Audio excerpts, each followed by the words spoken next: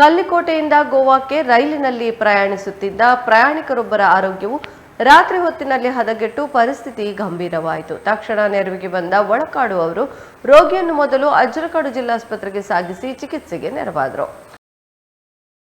ಉಡುಪಿ ಇಂದ್ರಾಳಿಯ ರೈಲು ನಿಲ್ದಾಣದಲ್ಲಿ ನಿಲ್ದಾಣದ ಮುಖ್ಯ ಆರೋಗ್ಯಾಧಿಕಾರಿ ಸ್ಟೀವನ್ ಜಾರ್ಜ್ ಅವರು ವಿಷಯ ತಿಳಿದು ಸಮಾಜ ಸೇವಕ ನಿತ್ಯಾನಂದ ಒಳಕಾಡು ಅವರಿಗೆ ವಿಷಯ ಮುಟ್ಟಿಸಿದರು. ತಕ್ಷಣ ನೆರವಿಗೆ ಬಂದ ಒಳಕಾಡುರವರು ರೋಗಿಯನ್ನು ಮೊದಲು ಅಜ್ಜರಕಾಡು ಜಿಲ್ಲಾಸ್ಪತ್ರೆಗೆ ಸಾಗಿಸಿದರು. ಅಲ್ಲಿಂದ ಮಂಗಳೂರಿನ ವೆನ್ಲಾಕ್ ಆಸ್ಪತ್ರೆಗೆ ಸಾಗಿಸಲಾಯಿತು.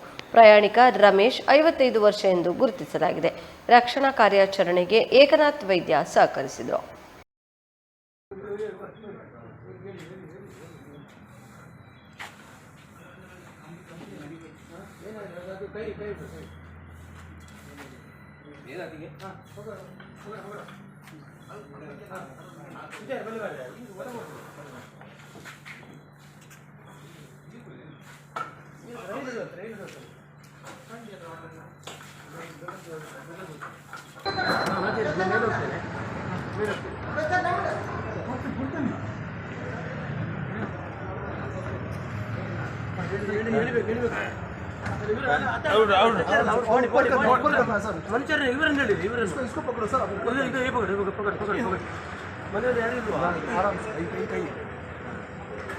थोड़ा